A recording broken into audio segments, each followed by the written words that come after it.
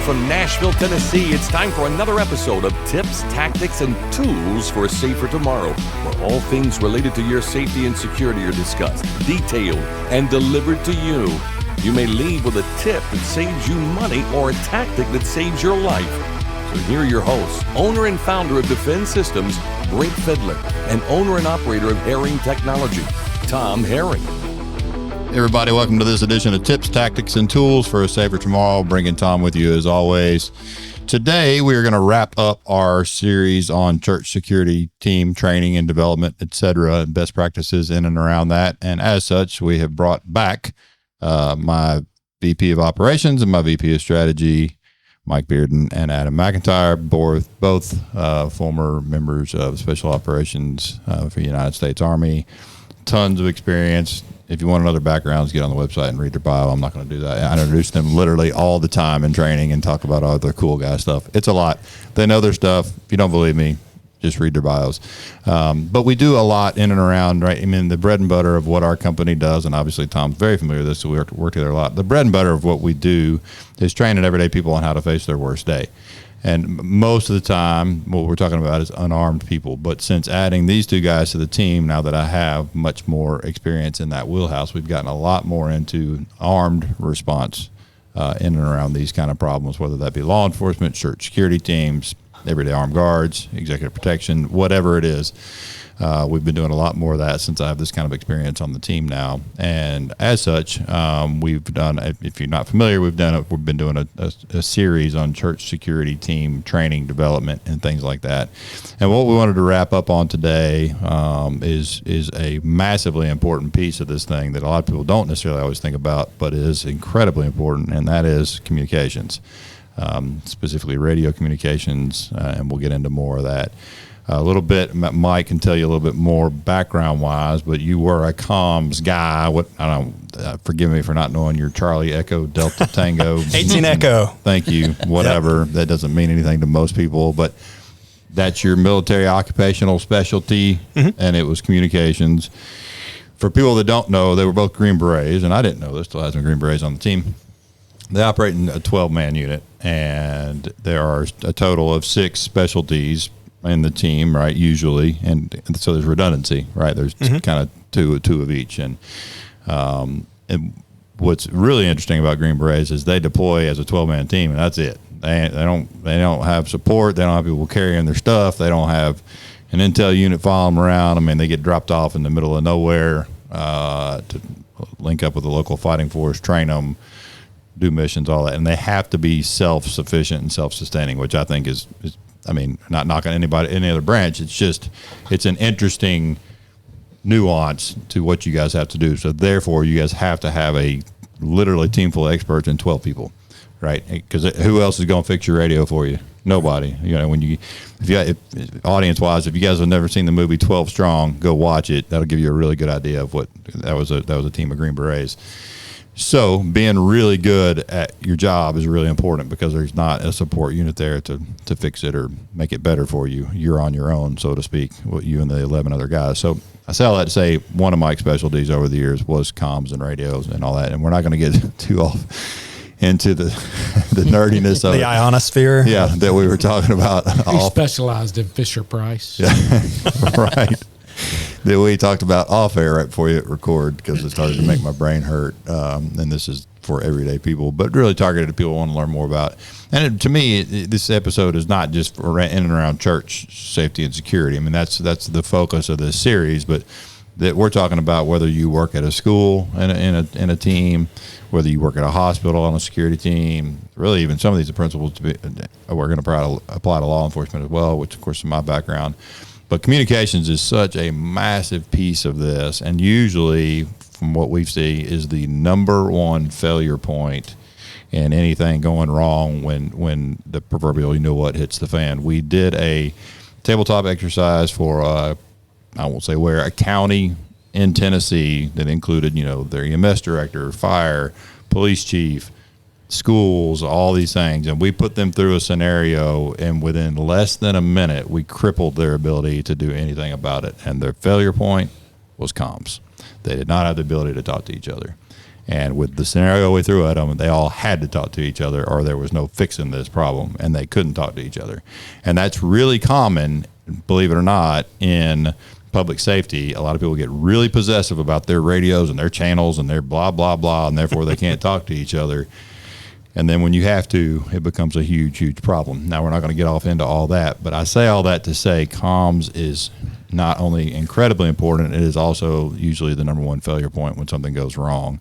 If you've ever played telephone as a kid, you'll understand what I mean. If you put 20 people in a circle and send a message around, it always comes back different. So there's a lot that these guys want to hit on today. I'm going to pull their string and turn them loose. Adam's string, you have to pull a little harder sometimes to turn him loose. But when he's in his wheelhouse, he can talk about this stuff for days because he knows it inside and out. So I'm going to pitch it to you guys. Of all the things we teach and of all the things we work on, we'll just say with any security team, doesn't matter who it is, top three most important things y'all work on with are what? When it comes to comms, just specifically? No, top three things. Top three things is, let's see. One is everyone can be a part of the team. People do not have to be armed, so you can employ everyone. One of the most dangerous things actually you can give somebody is a radio. So do not be afraid to employ a 70-year-old person and put them in the parking lot if that's necessary to be a part of the team. The second is people that need to respond to a very threatening event. You need to have designated people for that. And by designated people, they got to be the right people and the most capable people that are upholding standards.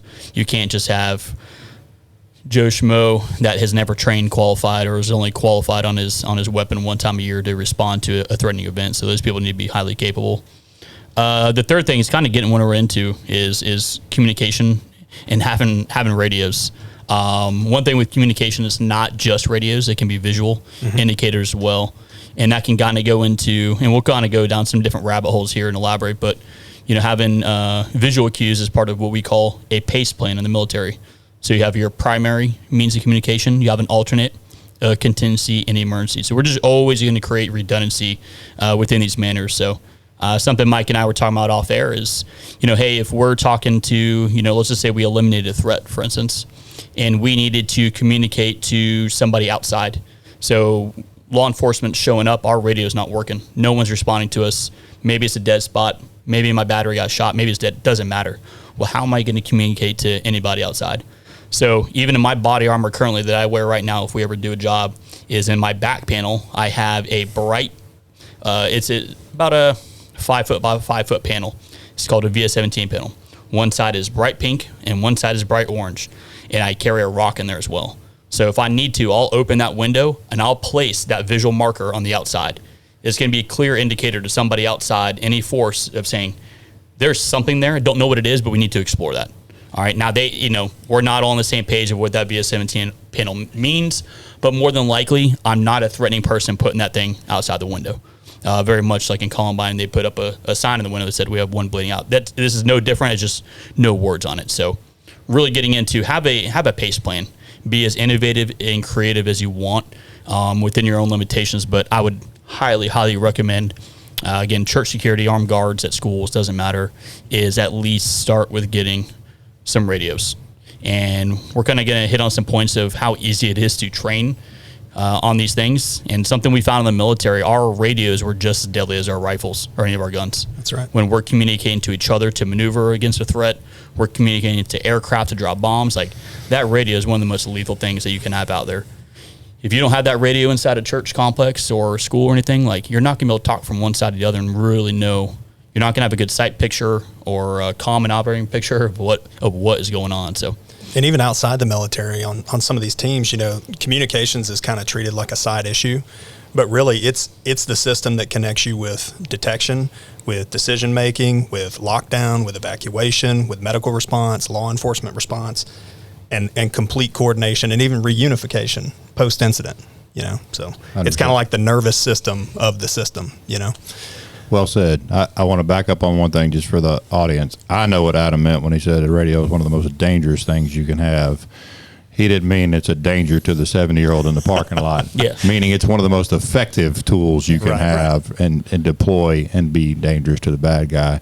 Another thing on this, to the both of your points, and Tom has been preaching this forever. And man, people, especially cops, fresh out of law enforcement, and Tom knows where I'm going with this. Like when we're talking about having a SOC, right, Security Operations Center, and having somebody in there with a radio to stay in there when a bad event is happening, to be able to direct resources to where the problem is.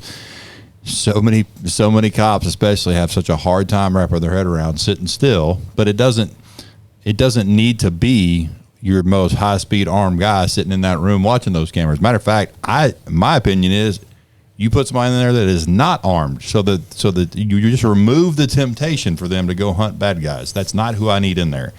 I need somebody in there that can stay put and can direct other people to the problem, because just look at any shooting event we've talked about, we've ever looked at. Pick your poison. I don't care what it is. Any active shooter event, they move so fast. They move through those buildings so fast. You look at Rex's body cam alone from Covenant. He rolls up. Mary Craig's out front. She's reading off their text chain that they're using to communicate, and she's telling them, they're upstairs, near this, near that. He doesn't hear any of that, and not only that, by the time he got there, that wasn't where that shooter was. I mean, it's too fast, and so that's where comms come in. And discipline certainly comes in, and having a good security operations center comes in. Absolutely. It's you have eyes on the whole scene. You have one person that is seeing everything if it's set up correct. We get it with a lot of churches. They debate how many guards do we need? How many do we need? 2? Do we need 4? Do we need 6? Well, it depends. I mean, you need one that's watching everything that can direct the others. So it depends on how big your building is, what your occupancy load is there. But you got to have eyes and communications on everything, and they have to stay in that room. And if they have to go to the bathroom, they have to swap off with somebody. Mm-hmm. I mean, bad guys don't check with everybody to make sure everybody's on go when they get ready to do something. It's always going to happen at the most inopportune time. 100%. And I know we'll get to this, but just on that note, like, you guys are going to talk about radio discipline / etiquette, whatever you want to call it, like the importance of when something is happening and especially when the SOC or TOC or whatever you want to call it are the ones calling the shots. They're watching, they're calling what's going on, how important it is for the people on the receiving end to STFU to keep this family-friendly show. Yeah. Like, or you could say, wait. Why am I talking? There you go. I wish more cops would think about that. My God. The last thing you want to do is clog up the net with useless information. Especially when you have somebody with eyes directing you to where the problem is, like, right. Listen, and when you absolutely need to relay information, do so. But things like, Command 4, I'm responding. Shut up. Just go. Like, they don't need, you're taking up precious time that they could be given valuable information. And I see it all the time, and it's just, it comes down to training, but let's kind of pump the brakes and back up a little bit. So, number one, church security team, school security team, whatever, any kind of security team, obviously, our recommendation as far as comms go are radios. We call them radios. Some people call them walkie-talkies, whatever you want to say. But having the ability to have a two-way radio, I mean, there's a reason law enforcement still uses radios. There's a reason the military still uses radios, mm-hmm. and there's a lot of reasons for that. To me, the main reasons are, number one, gross motor skills under stress. Being able to push a button and talk is a gross motor skill. It's not a fine motor skill like texting and unlocking your phone and all those things. That's why I hate apps for emergencies. Yep. Number two, it requires no network, right? It is point-to-point. Now, can there be repeaters? Of course. But if all that goes to crap, typically, if you're within range, you can still talk to each other. Number three, the ability to just throw another battery in there, and you can use those for as many days as the batteries you can carry or power supplies support as you have. So because of all those things, we as a whole definitely recommend radios. So if I'm a church safety team, since this is that kind of series, talk to me, guys, about, number one, getting them, and then number two, what does it look like when we get them as far as training, as far as deploying them on Sundays, deploying them on Wednesday nights? I mean, just talk through that, but let's start with getting them and how do we start that process? Yeah, seems silly to say, the first step is acquiring or having radios, but some of the facilities we've been to, they don't have radios. And it's not because of lack of funding. They just said, I don't think we need them.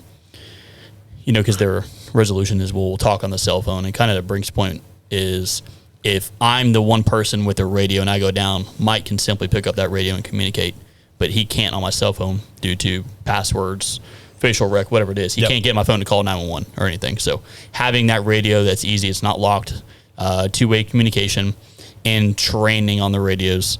Brink kind of already hit on how many people get on the radio and they just talk about useless information or unnecessary information. If you're not part of the fight, you're not in the know, just listen, absorb the information, collect all the data that's coming over so you can paint the picture of what's going on during an emergency.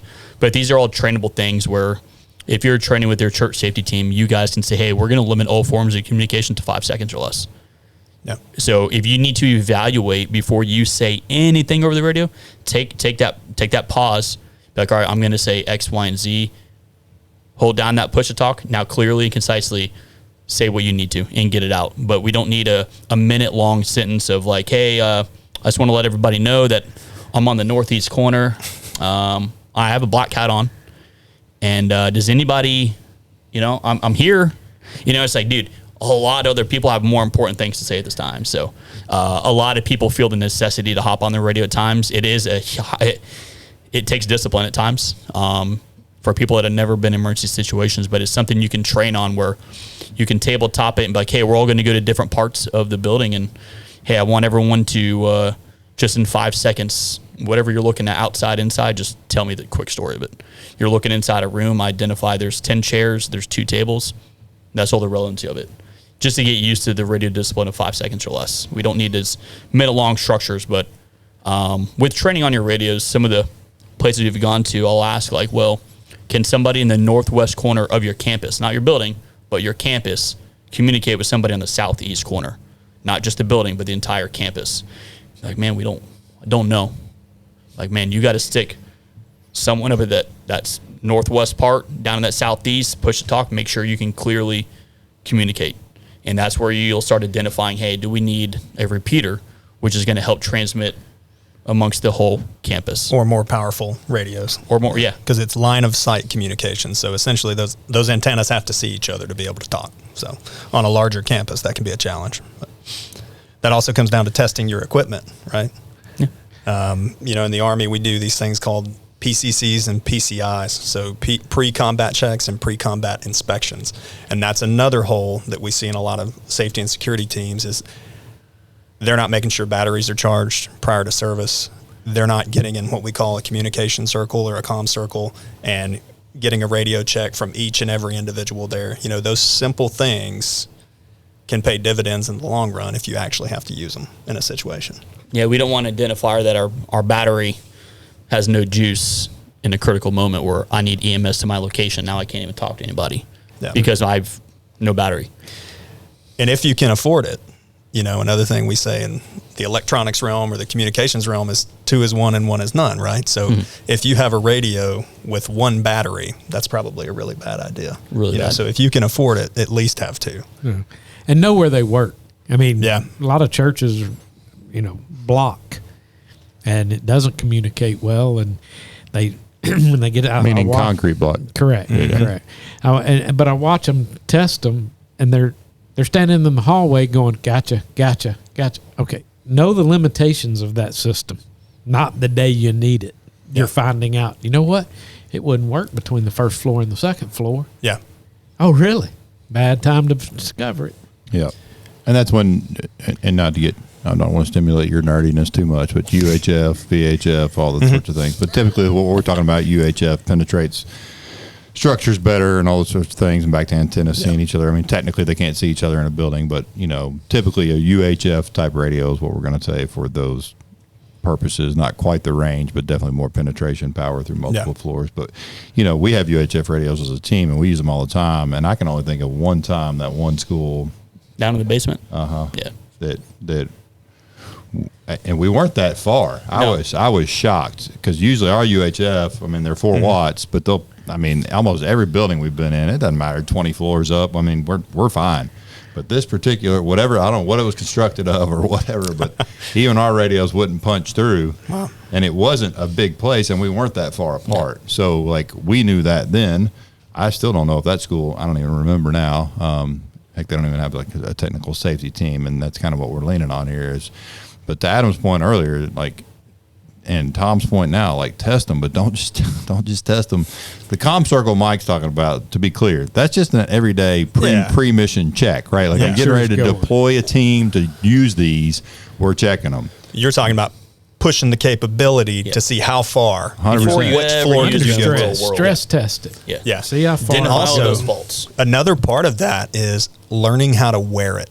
You know, if you're just clipping it on your belt and putting the hand mic up here through your shirt or whatever, can you run with that on and it not go flying? You know, that's another thing. No is the answer. Right. You know how many cops I have seen plainclothes now. Uniform, they're kind of designed for that, but plainclothes officers that are trying to just clip it on whatever, and we're in a foot chase, and that thing's dragging behind them and just And that's the flopping last thing you everywhere. want. Oh, it's terrible. So, like, You see how well the battery stays attached as it's flopping off the sidewalk. Well, I can tell you the old. Can I tell you that now? Yeah, I can tell you that now. The old Motorola radios that the police departments used to use, the batteries were huge and took up about half the battery. Mm-hmm. And if you hit a criminal just right, that thing would break off every single time. But they were really heavy and very effective as an improvised weapon. I'll just say that. But yeah, batteries are a thing. But know your equipment, torture test your equipment, know where your failure points are. And if you don't know what we're talking about with repeaters and all that, do some Google. We're not gonna get into the nerdiness of it, but it's just a booster is all it is. It boosts your signal to talk to another radio. And a lot of campuses deploy those. And with an effective repeater, I mean, you can get a lot of range out of a handheld radio that you need to penetrate larger campuses. But you need to know where those are, and don't wait till the day of and just be like, oh yeah, we got radios and we got a grant, so we got some really nice digital UHF that cost $900 a piece, and you've never once tested the limits of them on your campus, and to find out that there's 8 places in there that you can't communicate with each other. I mean, that's obviously not the time. That's the other thing, is so much of the stuff we talk about is so easy to do. It does not take that much time to do it. And you will be so glad you did if the worst case happens. So knowing your equipment. Now, carrying it, let's talk a little bit about carrying it, because you guys, obviously being in special operations, you guys carried radios all the time. You had push-to-talks, you had Peltors, you had all these cables running everywhere, and slings and tourniquets and chem lights and all whatever hanging off of you. Know your equipment, test it, and talk a little bit more about how we carry that. And we have all that stuff, but we're very deliberate about where it's placed. So typically for radios, it would be on the non-firing side. So cables and antennas or whatever else is hanging off that is not interfering with your ability to use your weapon, right? Also, if we had cables, they were usually stowed in something on our kit, right? So obviously you can't, well, maybe for a counter-assault team and a church security team, but a typical church safety member isn't wearing body armor. What you could do is run it up through your shirt, right? Pin it to your collar. I mean, depending on what you have, you'll want to stow those cables. You'll want to stow the radio in such a way that it's not flying off if you're under duress, if you're running. You also want to pay really good attention to, the channel knob on the top. If you're maneuvering somewhere, are you bumping into that, or is a piece of you rubbing against that and changing the channel knob to the wrong channel? Because then you're not communicating with anybody. I'll hit that real quick. That's where you going to No, cover go that? ahead. I mean, I've been preaching this for years. If an organization that we work with gets radios, we always recommend that we'll say it's a 16 channel radio, that either 1 or 16 is your channel, right, like for an emergency. Yep. That way, no matter what, if it gets changed, I'm cranking all the way to the left or all the way to the right. I'm not looking at it. I'm not fooling with it. I'm not bumping with it. I'm not doing any of that stuff, because it just, under duress, it doesn't work. Let me back up about, you said somewhere on your kit. The few cops / military people that listen to this will understand what that is. To a civilian, the word kit sounds like a bleeding control kit if they're one of our clients. So what he means by kit is your body armor setup that you see law enforcement, especially special operations, wear with all their gear on it, their mag pouches and all that stuff. That's what they refer to as their kit. So just keep in mind, our audience isn't all us, but cable management is a thing, push to talks, and where you spend money. Like, if you can get a push to talk for your, I probably shouldn't name radio brands, but there's some really inexpensive radios out there that a lot of people get that you can buy off Amazon or whatever, and they're fine for certain things if you're overlanding or camping or whatever. But if you've got a really decent radio and you spend a whole $13.99 on Amazon for your push to talk on your earpiece, it's going to work well, right? Just like the tourniquet. For about the first 4 days you have it, it'll be bad to the bone. So understand, like, equipment matters. You get what you pay for with that stuff too. So, but knowing how to set it up, and honestly, like if anybody listening to this, I mean, you guys are just starting to try this stuff out or whatever else, and you have questions, the two guys sitting here are a great resource, and obviously our general emails on the website. We really don't mind answering your questions with this stuff at all, because we want you guys to get the equipment you need. So even if you're not a client or whatever, you're a past client, and you have questions about that, just a little caveat, these two sitting here have literally problem solved all this in really nasty combat zones on how to do all this with radios, and so by all means reach out, because I'm sure they would be happy to. I got a real life question. Oh, okay. Here we go. Real problem for churches. Okay. Budgets. Mm-hmm. So you're talking about radios and you're talking about equipment and quality versus. So a lot of churches ask, should we go with quality or quantity? And, so, and I've watched them do it. A lot of times they go for the quantity to get more equipment out there for more people, but now you've got a lesser product. What do we go for there? Yeah, if we're talking about radio specifically, even when we get into our PACE plans, when we get to our emergency point, we can always use verbal communications with a runner. All else fails, I can run to Tom and tell Tom X, Y, and Z if I need to, and then Tom runs to Mike, just couriers like back in the day. So if anything, I would get the quality of a product, and if I can only buy a package of 4 at the time, I'm going to give it to the 4 people. Don't have all 4 of those people in the same location. It does you no good, obviously. There's and you want layers. Yeah. Right? So you might have one in the parking lot or at the gate to the parking lot. Spread them out. I feel like that's implied, but I'll specify it here. But yeah, I would go with if you get that package of 4 or 5, spread those out, good quality radios, because if not, then you can have 20 radios that work worth of crap, and then now you're back in the same predicament. Can't talk. Yeah, and they're not thinking about using the runner method or verbal communication where I got to go see face to face, because they're trying to look at their radio, turn knobs, and now their vision's out of the fight as well. They're not looking up in a broad of what's actually going on. So, and you can add to it year after year as you have more budget increases. So I just wanted you guys to say that as opposed to. Well, I'll piggyback on the budget thing. We own, as a company, I'm guessing, I didn't count it, 40 something commercial Motorola UHF handheld radios. I have not purchased a single one of those brand new. Every single radio we own has come off of eBay. So if you're on a budget, you can literally get things half, to 2/3 to 75 to 80% less. Now, it may, have somebody's name scribbled on it or whatever. But if you're on a budget, you can still get good quality equipment if you think about going used. You don't always necessarily have to have the latest, greatest digital this or that to make it effective. So it's also a good resource. But I'm going to piggyback on a conversation from a couple minutes ago about the placement of the radio. Early on when I got to special operations, what we did is we always had our radios and we put them on our back, doing route cords to the front so we could do the push-a-talk. Well, then you got in a predicament of like, well, now I got to switch channels, or that channel got bumped. So, or it's like, man, I can't hear anybody. No one's hearing me. How are you going to troubleshoot or fix your radio if you can't see it, you can't get to it? So as time evolved, we took our radios, and Mike already kind of displayed where we put it on our non-firing side, but somewhere we could easily get to it. So don't place your radio on your back belt loop, because in the moment when you got to troubleshoot or fix it, now you got to turn around, you got to get that thing out, put it somewhere you can easily get to it and turn that knob.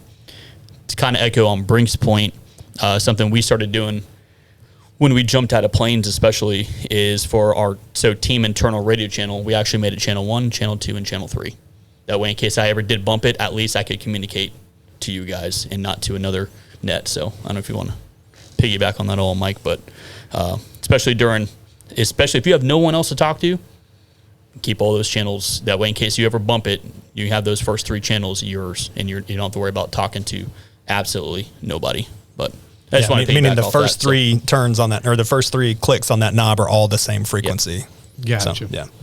And I think it's also a good idea, potentially, depending on the size of the congregation, the size of the church, the size of the team, having a separate channel if you need to pass other information among leadership, right? So if you program a different channel, like, hey, if you need to get on there and speak a paragraph to the team leader or the SOC or whatever, you can switch channels, do that, and then switch back to your internal comms.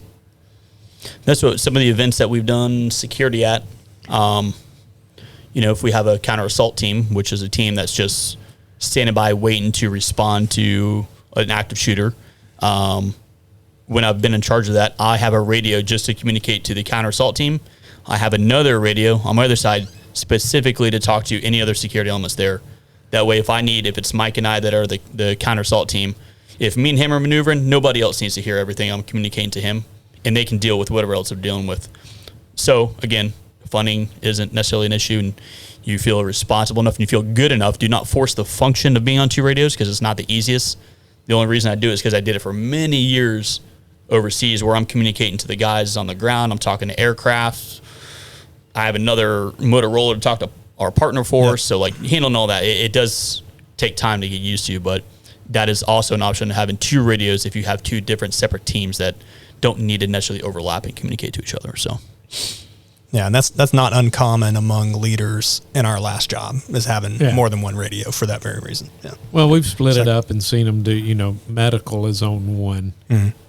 One radio, and then the attack or team or whatever is still on another channel where the SOC can communicate separately, and they're not interacting and riding over each other. Yeah. Directing care.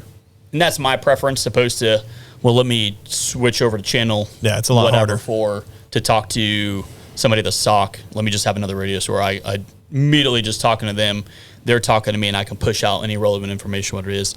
Personal preference, just know that the idea is out there. Always be innovative and try things out too with your radio before you implement it on Sunday, Wednesday night, whatever it is, a Christmas event. Practice with it before, hey, we've never done this before. Let's just try it on Sunday. That's not when you try new things. That's called sending it or going live.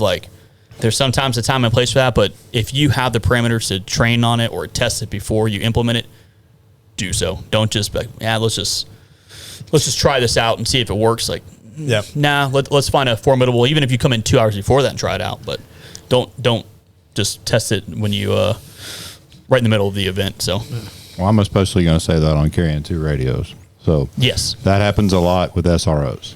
A lot of SROs carry two radios. They have a school radio and they have a police radio. And we know from listening to the Parkland, Florida radio traffic that we all listen to all the time because it's part of our training. That officer got on the wrong radio and called for a lockdown of the school on his police radio. Yeah. And nobody in that school heard a damn thing he said because it was on his police radio. So, I understand stress in the moment and all sorts of stuff that happened out of the event. We've listened to it a million times. I'm not going to beat that dead horse. But are you training? Are you putting yourself through drills to be able to differentiate in the moment and having to continue to do that? And if you're not, you don't need to be carrying two radios. End of story. But there's a lot you guys, and I would say, and I think y'all would agree, you guys need to be running drills involving comms, but baby step it, start with a medical scenario in the children's wing or whatever it is. Yeah.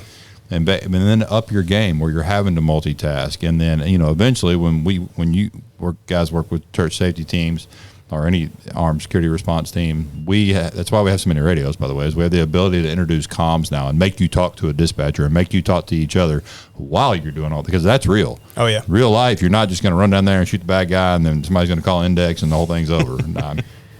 Wrong. So it's that whole scenario is going to continue of getting help, getting EMS to you, the handoff to law enforcement.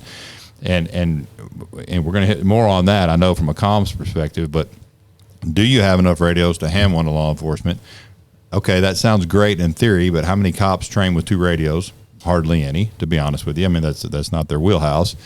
So do you have somebody that's going to go with them that can talk both, depending on the size of your facility? There's just so many things that go into it, so you can slowly kind of up your game. Don't start with the most complicated scenario, but if you want us to come in and do a drill with you and see what your failure point is, we're probably going to get you on comms. I would say y'all would both agree with that. That's probably where you're going to see your biggest failure point. Yeah, the being clear and concise and being trained on your comms and being really proficient at that is probably more important than a lot of the other things you think are important, i.e. shooting even.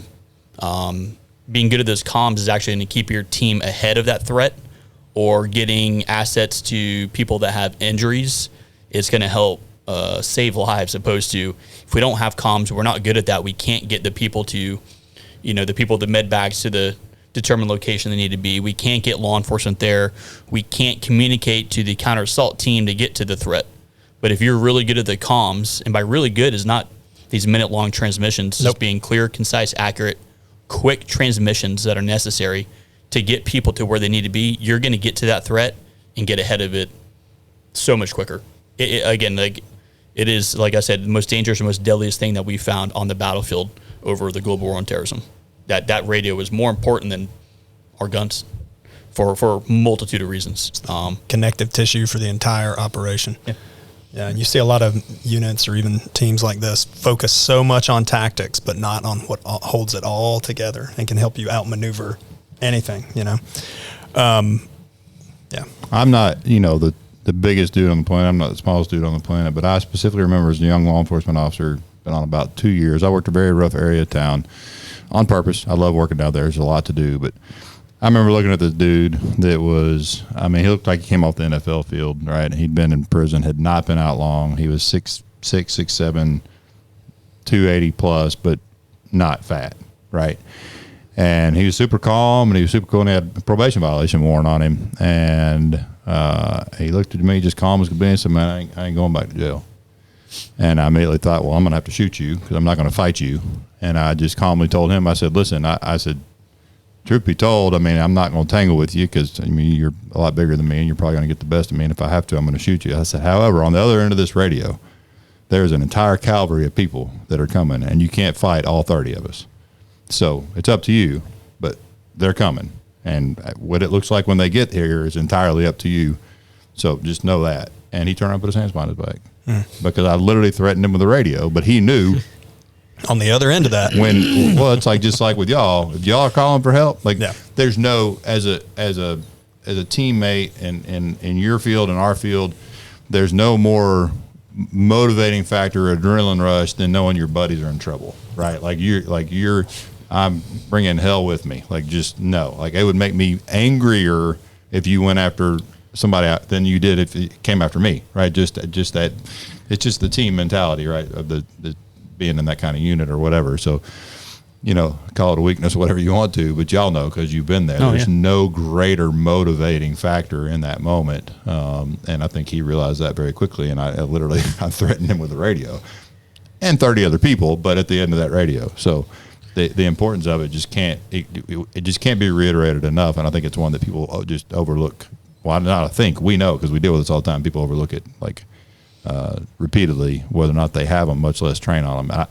And correct me if I'm wrong, Adam, you would know better than I would. Have we run across a single client that has actually said, yes, we train on our area radios, actually doing drills and that kind of stuff, like what we're talking about? I don't think we have, but you know better than I would. No, but I'm having to think really hard. I wish it was just easy. Someone has said that, but that's not the case. So I'm actually searching. I don't think anyone has. Well, I have a feeling we'll get a text or an email if we're wrong. Yeah. We'll get corrected, which is fine. So if you are, sorry, but it's so uncommon that's no. But a lot of times, to your point 2-3 minutes ago, is the drills or the training exercise, and this isn't a wrong thing. This isn't a ding, but we do segments of training. So we trained on the radio, we trained on maneuvering down the hallway, we trained on the medical part, and so when we did that in special operations, we did a culminating exercise.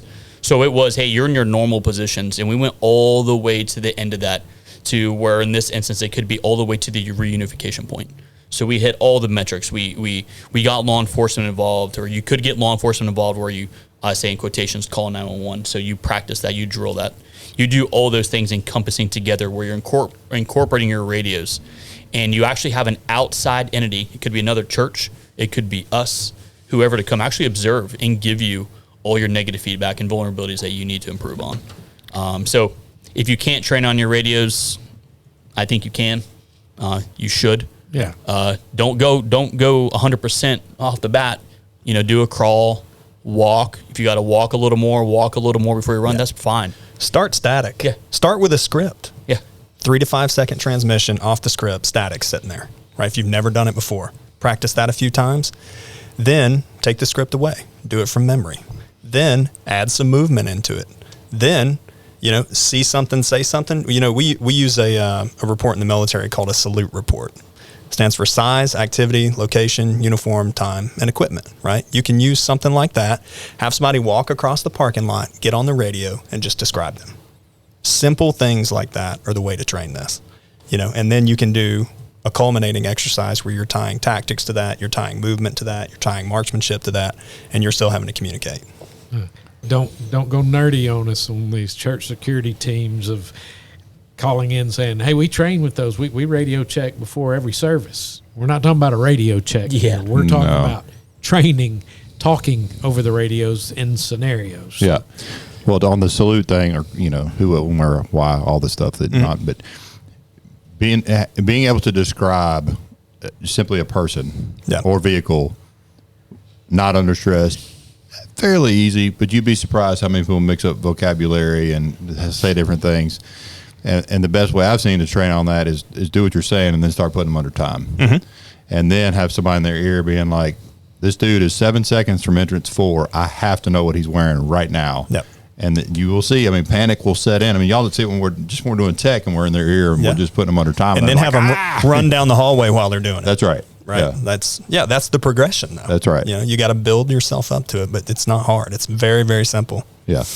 But also just unbelievably critically important and is completely overlooked. And again, we're leaning church safety team here, guys, just because that's what the series is about. But this applies to every unit on the planet that deploys communication in an effort to respond to emergencies or protect other people, whatever that is. Whether it's military, whether that's law enforcement, whether it's church safety team, school security team, it doesn't matter. If you're not doing these things, I personally think you're wrong. And maybe you haven't thought about it, or maybe you just hadn't been in your wheelhouse. And to be honest with you, I don't think we got enough of actual radio training. And we learned how to use our radios and stuff in law enforcement, but for us it was OJT. But you're with a training officer for 6 months, learning how to be a police officer. So you get a lot of opportunity to work on the radio, talk on the radio, all those sorts of things, and that was OJT. But I think we could always do better. And for whatever reason, not enough people apply your weight principle. I wish more. I'd never heard that till you, by the way. I did want to make a point about that too. So you train on radios, you use them a lot. A lot of people I'll see get sucked into the radio, sucked into that hand mic, right? Yeah. In a situation. I've seen dudes in the same room looking at each other, talk to each other over the radio. Yeah. Like, yeah, all clear. Like, that's not required, right? Don't get sucked into the hand mic. Don't overutilize the radio as well. Yeah. Or in the middle of a gunfight. And this, right. I could probably go on X or any social media platform today, find some body camera footage of an officer involved shooting, and bad guy shoots at them, they shoot back. The gunfight is not over, and the officer's on the radio calling out shots fired and doing all sorts of things, not from behind cover. Listen, if you're behind cover, you feel good about it, you want to get the cavalry there, great. I don't disagree with a few words. 14 shots fired, whatever you need to say. But to your point, getting sucked into the radio and talking. As another thing about Parkland, and I'm not bashing, I'm not trying to money motor quarterback these guys. It's just important to talk about. But if y'all remember, like when all this is going on, there's one officer who tells where he is and tells people he's trying to get the fence open. Like, why are you telling people that? Like that, nobody needs to know that you're trying to get a fence open. Mm-mm. That has nothing to do with what's happening in the moment. It's a colossal waste of radio time. But again, they just think information. While information is important, not the wrong information or not useless information, which it was in that moment. So that's where training can come in and put people under stress. That's why stress inoculation training is a thing. So, because confusion costs time and time costs lives. Amen. Right? Like that's. If you're just obfuscating you were full the of effort. one-liners. Like, I'm trying. Down. Like, you guys know the nice little instruction book. I feel like we could do one of like just one-liners from Bearden. Bearden's one-liners for saving lives and kicking indoors and trying not to knock cameras over in podcast studios. Whatever, however all that goes. But I'll sign your radio. Yeah. That's hilarious. Adam, do you have anything else on this? No, the last thing really is just keep your transmission simple. Call it out what you see. Don't have some brevity code where it's like, yeah, Orange Bravo Zulu. I'm like, dude, I don't remember what that code is. There was a lot of that in the military about force protection levels. Was in the military for 20 years. Couldn't tell you which Bravo. one of them was. DEFCON 1. Didn't know. Well, a lot of Because our they would associate them FCON level 3 orange. It's like, dude, just is somebody on the base? I don't. Just tell me that. Or is that inclement weather? I don't know. Just always use plain language. That's what your primitive brain's going to go to. Just call it what it is, man. Our school clients are the worst about that. They have call a code orange. Nobody remembers what a freaking code orange is. And what are you going to do about your visitors that are Call on that out campus? in Tennessee, they're going to start chanting "Go Vols." Amen, brother. As they should. Rocky Top. But I mean, the visitors on campus aren't going to know what it means. Your substitute teachers aren't going to know what it means. Just use plain language. Call it what it is. Hey, severe weather. Hey, suspicious person. Hey, shots fired. Call it what it is. Like you're never going to confuse anybody doing that. So KISS. Keep it simple. Keep it simple, stupid. You're right. KISS principle. Very well said, Tom. Well, guys, that's going to do it for this edition of Tips, Tactics, and Tools for a Safer Tomorrow. By all means, if you guys have show ideas, comments, guest ideas, we're always looking for those. Please email us at info@tipstacticstools.com. Also, if you enjoy the content here, we'd love for you to leave us a review. I'm out.